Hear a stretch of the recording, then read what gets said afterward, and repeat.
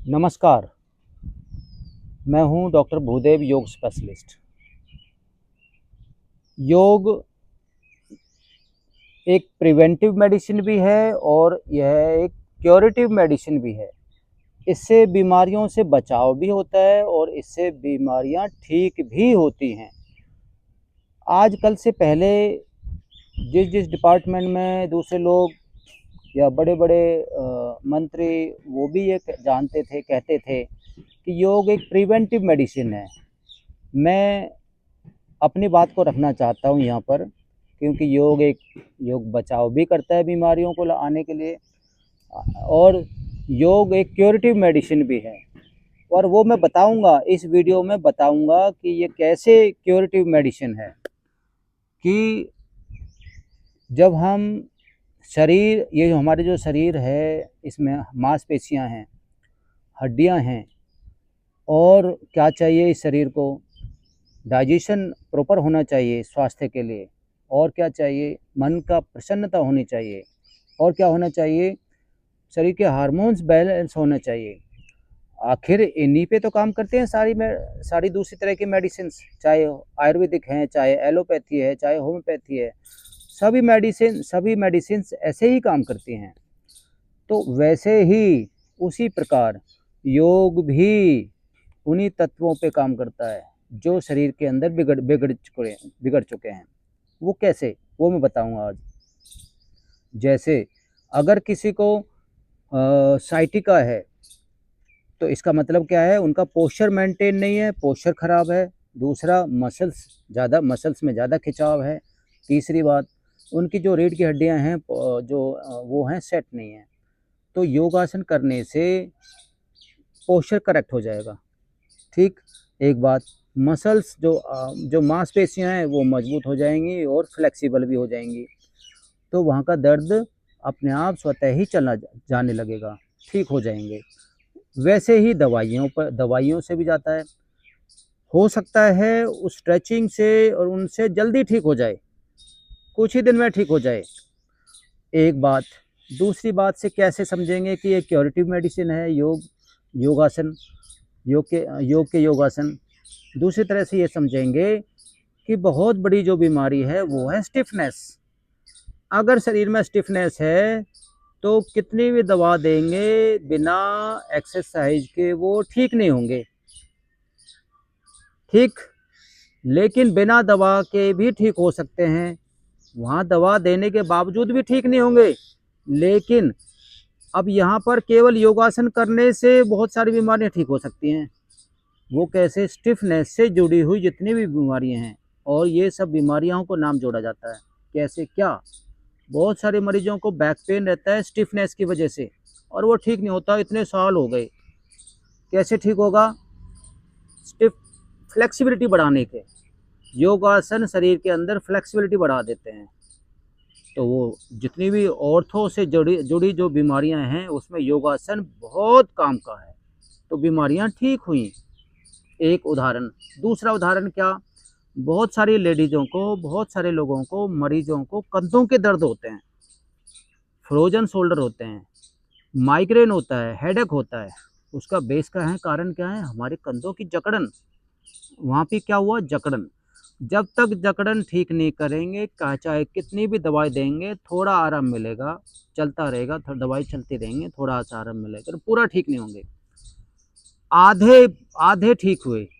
लेकिन जब हम पूरे आसन करेंगे, अर्धोष्ट्रासन, उष्ट्रासन, मर्कटासन, कंधों के व्यायाम, कंधों की स्ट्रेचिंग, तो क्या होगा, पूरे ठीक होंगे। पूरा माइग्रेन ठीक होगा, पूरा सिर दर्द ठीक होगा, पूरा फ्रोजन ठीक होगा। तो ये क्या हुआ, ये क्यूरेटिव मेडिसिन हुई, मतलब बीमारी को ठीक करने वाली दवाई योगासन के रूप में, योग के रूप में। और क्या, ये शरीर बिना हार्मोन्स के ठीक नहीं होता। योगासन से, प्राणायाम से, ध्यान के अभ्यास से, अच्छे योग के भोजन के नियमों के अनुसार से चलने से शरीर के हार्मोन्स ठीक होते हैं। उदाहरण क्या, कि इससे योगासन करने से इंसुलिन बेटर होने लग जाता है शरीर के अंदर। ग्लूकोज ऑब्जर्व होने लग जाता है, जो हमारी नाड़ियों में इकट्ठा रह जाता है। तो क्या फ़ायदा हुआ? तो क्यूरेटिव मेडिसिन हुई ना ये। तो जिसको डायबिटीज़ हो रही है वो पहले दिन से अभ्यास करने लग जाए, 1 घंटा 1.5 घंटा, और साथ में प्राणायाम करने लग जाए आसन के साथ में, तो ये उसके लिए क्यूरेटिव मेडिसिन है। कुछ दिन में वो ठीक हो जाएगा, पक्का ठीक हो जाएगा नियम से करने से।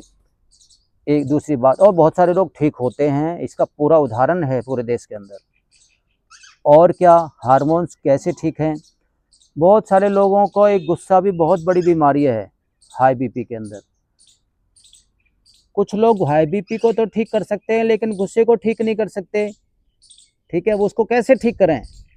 उसके लिए अनुलोम विलोम बहुत तगड़ी चीज़, बहुत बड़ी चीज़ है। जब हम नियमित रूप से प्राणायाम करेंगे, शीतली का अभ्यास करेंगे, अनुलोम विलोम करेंगे, शरीर के मन के अंदर एक ज्ञान प्रकट होने लग जाता है। एक बात, शरीर का जो पित्त लेवल है, पित्त का जो गर्मी है वो बैलेंस होने लग जाता है, तो गुस्सा आएगा ही नहीं, बीपी बढ़ेगा ही नहीं। तो ये क्यूरेटिव मेडिसिन हुई, ये बीमारी को ठीक करने वाली हुई। तो एक ये भी बात हुई, हार्मोन्स ठीक हुआ, बॉडी के अंदर सेरोटोनिन, मेलाटोनिन, एक अच्छे गुड हार्मोन्स, एक अच्छे जो खुश रहने वाले जो हार्मोन्स हैं वो बढ़ जाते हैं शरीर के अंदर। अक्सर तो इससे तो बहुत सारी बीमारियां ठीक होती हैं। साइकेट्री डॉक्टर इसी पे ही काम करते हैं, इसी को ही बढ़ाने के लिए प्रयास करते हैं। जबकि योग में ये प्राणायाम जो आसन हैं, ये अपने आप प्रेरक बन जाते हैं, सेल्फ काउंसलर बन जाते हैं योगासन। और हमारा ये योग अभ्यास, प्राणायाम, ध्यान और बहुत सारे आसन भी काउंसलर हैं। तो जैसे शशक आसन, जैसे उष्ट्रासन, जैसे उज्जाई प्राणायाम, जैसे अनुलोम विलोम, जैसे शीतली अभ्यास, जैसे ध्यान का अभ्यास, तो ये सब क्या हैं? प्रेरक हैं, काउंसलर हैं ये एक तरह से। ये भी तो क्या ठीक नहीं हुए? ठीक हुए, क्यूरेटिव मेडिसिन है। और जैसे जैसे बहुत सारी बीमारियों में, जैसे कंपवात, आयुर्वेद में एक विषय आता है, बीमारी का नाम आता है कंपवात। उसकी जड़ क्या है? स्टिफनेस। एलोपैथी में पार्किंसंस का नाम आता है, उसकी भी जड़ क्या है? स्टिफनेस और हार्मोन्स। ठीक है, खुश डोपामिन जैसे जो खुश रखने वाले जो हार्मोन्स हैं, उसकी कमी हार्मोन्स भी ठीक करता है योग अभ्यास, बैलेंस करता है और स्टिफनेस को भी दूर करता है। जब दोनों चीज़ें ठीक होंगी तो कंपवात में भी आराम मिलेगा, पार्किंसंस में भी आराम मिलेगा, तो इसमें भी फ़ायदा हुआ। तो बात अब जैसे घुटनों की दिक्कत है, क्या है? एक सबसे बड़ी बीमारी का नाम है, उसे कहते हैं इंडाइजेशन। इंडाइजेशन से पूरे शरीर के सारे दोष दूर होते हैं, दूर तरह तरह की बीमारियां आ जाती हैं।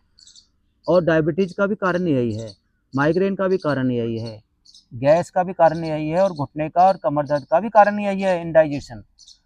जब हम योगाभ्यास करते हैं तो डाइजेशन अच्छा होने लग जाता है, बेस्ट होने लग जाता है, बेस्ट होने लग जाता है।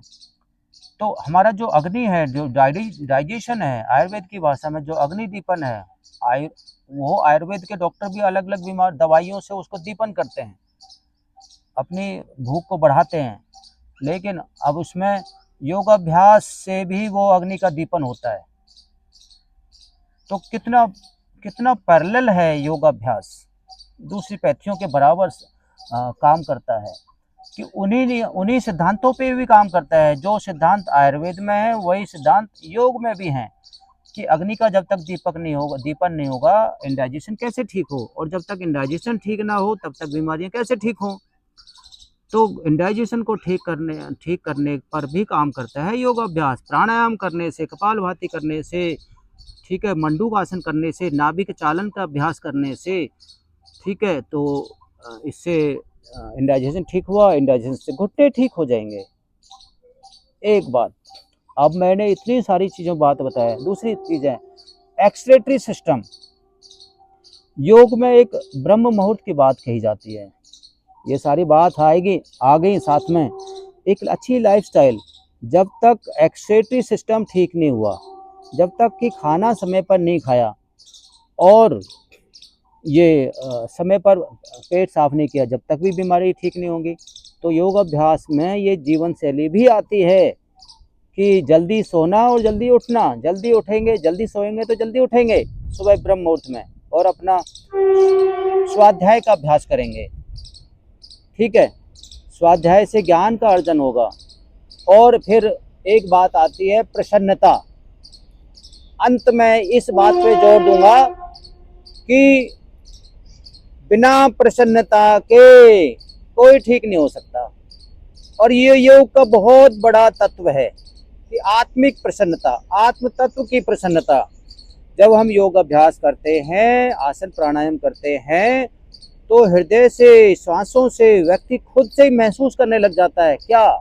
सुख, आनंद, प्रसन्नता, ऊर्जा, सहयोग की भावना और मुस्कुराहट की भावना। ये बहुत बड़े तत्व हैं। ये इनको बहुत बड़ी बड़ी दवाइयों से भी नहीं प्राप्त किए जा सकते। तो ये तो योग अभ्यास से प्राप्त किए जा सकते हैं। होती हैं कुछ बहुत जो सिद्धों के पास ऐसी दवाइयाँ, सूक्ष्म दवाइयाँ जो ऐसे चमत्कार करती हैं, लेकिन ये बहुत बड़ी बड़ी चीज़ों को ये योग अभ्यास पूर्ण करता है। इसलिए आज मैं ये इन्हीं बातों पर मैंने आज ये वीडियो बनाई है कि योग एक प्रिवेंटिव भी है और उससे भी कहीं ज़्यादा ये क्योरेटिव मेडिसिन भी है। तो इस देश में ये मेरी वीडियो अगर जन जन तक पहुंचेगी तो योग का बड़ा भला होगा। योग का जन जन में प्रचार प्रसार करने के लिए यह जो मेरी वीडियो है इसको सब तक पहुंचाइए कि योग अभ्यास से ऐसे ऐसे क्या क्या होता है, कैसे कैसे काम करता है। तो इन्हीं बातों से मैं आपसे विदा लेता हूँ। नमस्कार, धन्यवाद।